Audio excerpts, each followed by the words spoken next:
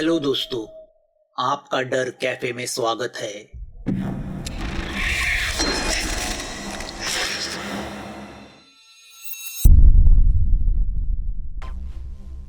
बैठे बैठे उसने दीवार पे टंगे कैलेंडर को देखा।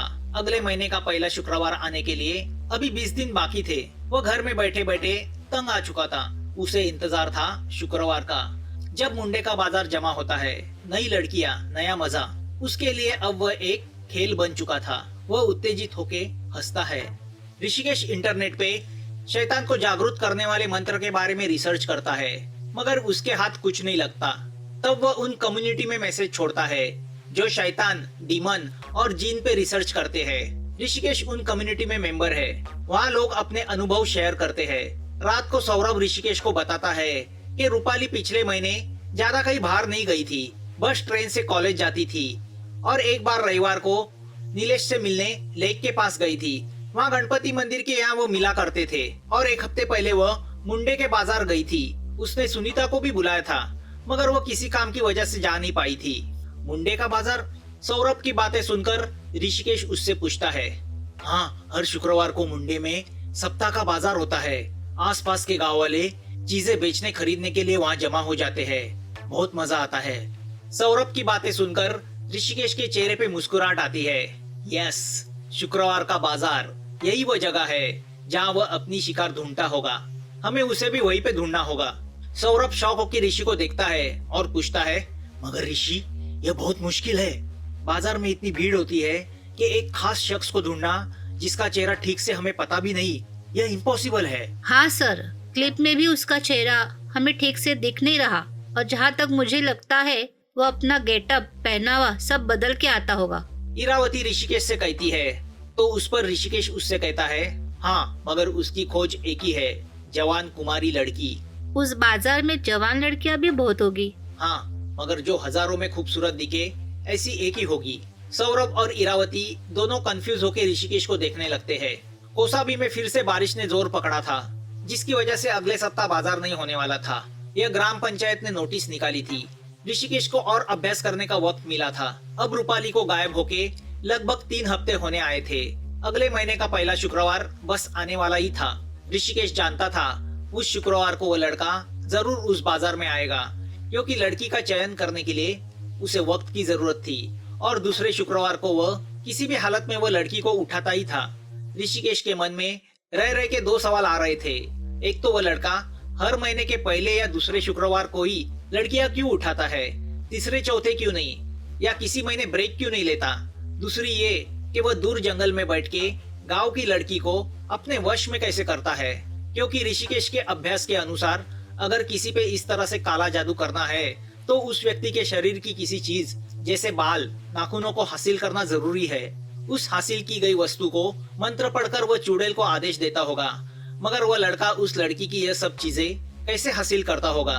उसके लिए उसे उस लड़की के नजदीक आना जरूरी है, मतलब उसे गांव की उस लड़की के घर के पास आना जरूरी है। दूर दुर्गावाड़ी में बैठा वह लड़का भी यही सोच रहा था कि वह इस बार तीसरे नहीं तो चौथे शुक्रवार को लड़की को उठाएगा। जोर की बारिश और जगह जगह फैला कीचड़, इन सब चीजों की वजह से उसके मन में आलस भर गया था। मगर वह जानता था उसे किसी भी हालत में 30 दिन खत्म होने के पहले लड़की को उठाना ही होगा। वह तो अपने शारीरिक भूख को रोक सकता था, मगर वो हैवान यानी काम शैतान उसे हर 30 दिन में उपभोग के लिए लड़की अर्पण करना जरूरी था।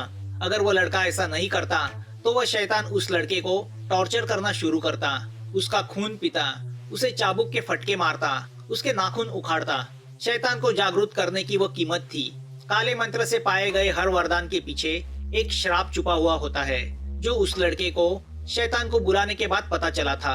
अब शैतान के इस चंगुल से मुक्त होना उसके लिए नामुमकिन था। पहले खुद लड़की का उपभोग लो और फिर वही लड़की शैतान को उसकी हवस के लिए अर्पण करो। यह उस लड़के की जिंदगी बन गई थी, जो उसे हर 30 दिन में किसी भी हालत में करना था।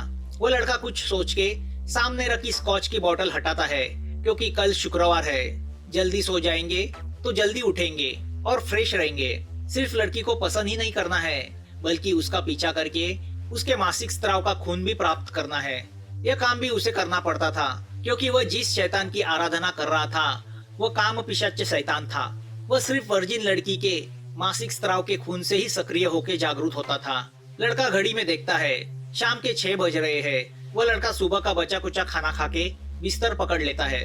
ठीक उसी वक्त ऋषिकेश सोच में डूबा हुआ है कि उसके ईमेल का नोटिफिकेशन बजता है। वह ईमेल खोलता है। उसके श्रीलंका के एक दोस्त ने उसे वो मेल भेजा था। ऋषिकेश पढ़ने लगता है।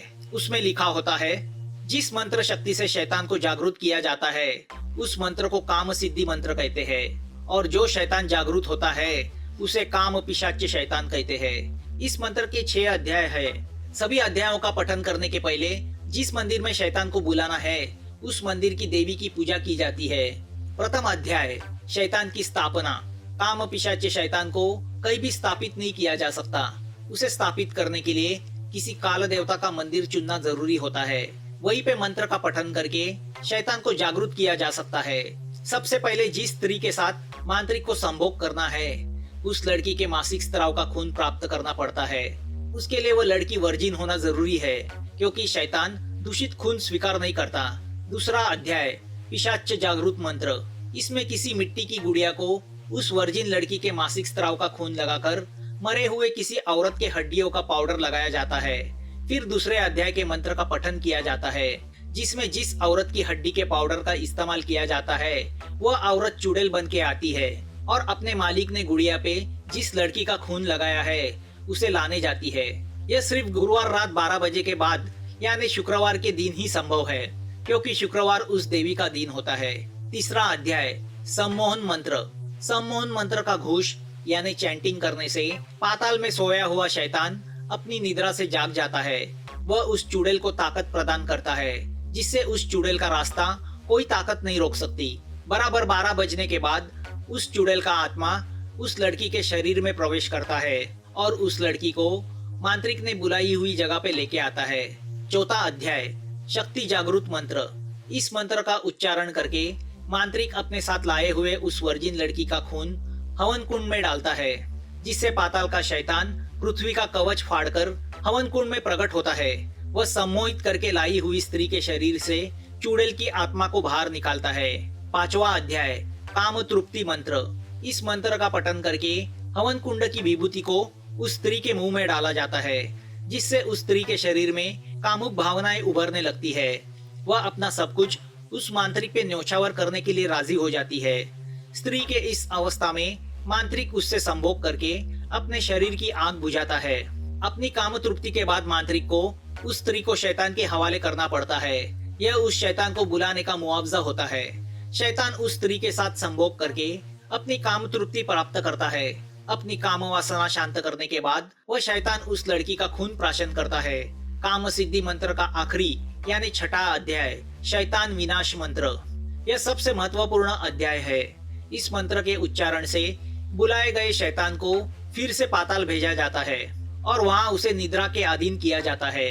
अगर यह अध्याय ना पढ़ा जाए तो अपनी काम तृप्ति के बाद शैतान पाताल वापस तो जाता है, मगर निद्रा के अधीन नहीं होता, मतलब जागरूक ही रहता है। और हर 30 दिन के बाद वह पृथ्वी पे आके मांत्रिक से वासना पूर्ति के लिए स्त्री के शरीर की मांग करता है। अगर वह पूरी ना की जाए तो वह शैतान उस मांत्रिक पे कहर डालता है, जो किसी नरक यातना से कम नहीं होते। एक बार अगर वह मांत्रिक शैतान विनाश मंत्र का उपयोग करे तो वह फिर से काम सिद्धि मंत्र का पठन करके शैतान को पृथ्वी पे नहीं बुला सकता। अगर वह ऐसा करता है तो शैतान प्रकट होके उसका खून प्राशन करके उसे मारता है, क्योंकि जागरूक किए गए शैतान को वापस पाताल भेजना यानी शैतान के साथ विश्वासघात करना होता है। यह उसकी सजा होती है। वह सब पढ़ के ऋषिकेश भौचक्का रह जाता है। किसी अमानवीय ताकत के साथ खेलना कितना महंगा हो सकता है, यह वो महसूस कर रहा था। और इसी भयानक आग में वह जल्दी ही इरावती को झोंकने जा रहा था।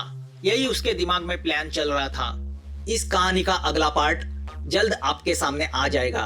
अगर आपको यह कहानी अच्छी लगी हो तो प्लीज इस चैनल को सब्सक्राइब कीजिए। आपके कमेंट्स का हमें इंतजार रहेगा और नोटिफिकेशन के लिए बेल आइकन दबाना मत भूलना। जल्द मिलेंगे एक नए डर के साथ। Thanks for watching.